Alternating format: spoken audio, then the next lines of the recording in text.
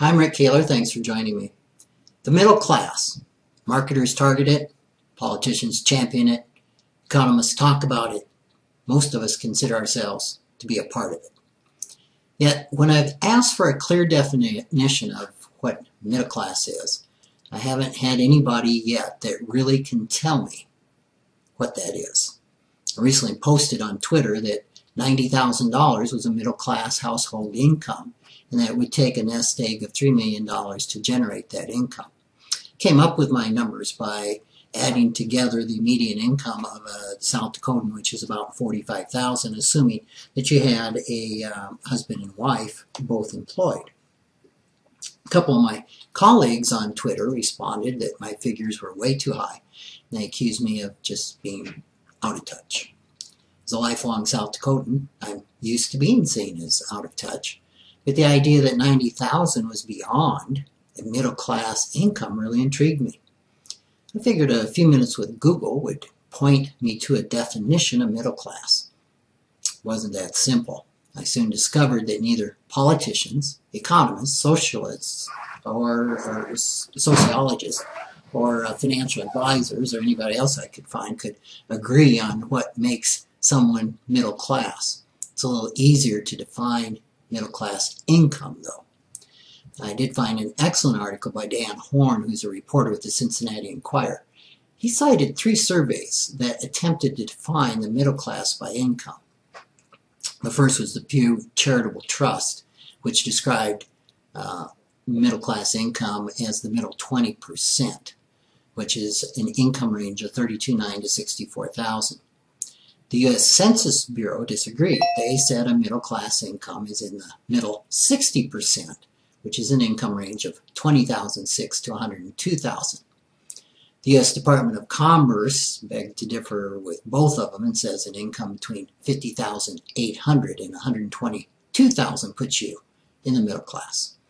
Combining the range of income of all 3 studies found a range of $20,600 to $122,000, putting 2/3 of all income earners in the middle class.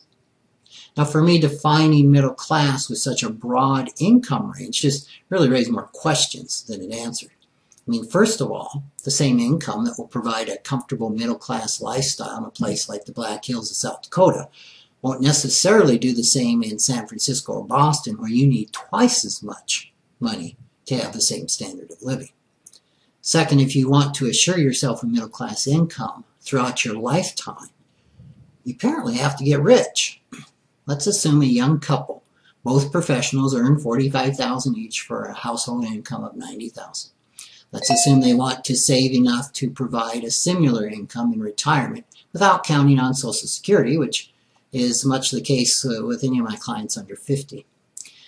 To generate that income with a 99% certainty that they'll never run out of money, how much money are they going to need to save? Well, financial advisors' responses are going to vary to this, but most will agree the couple's going to need somewhere between $2 and $4 million in today's dollars. I say let's settle on $3 million in the middle. If they each saved $1,000 a month, which is about 25% of their salaries, and put that into their 401ks, our young couple could save $6.6 million, which is $3 million in today's dollars adjusted for inflation, by the time they reach age 65. However, while a couple needs $3 million to produce a middle class income, someone with a net worth of $3 million is in the top 2% of all Americans, which is hardly middle class.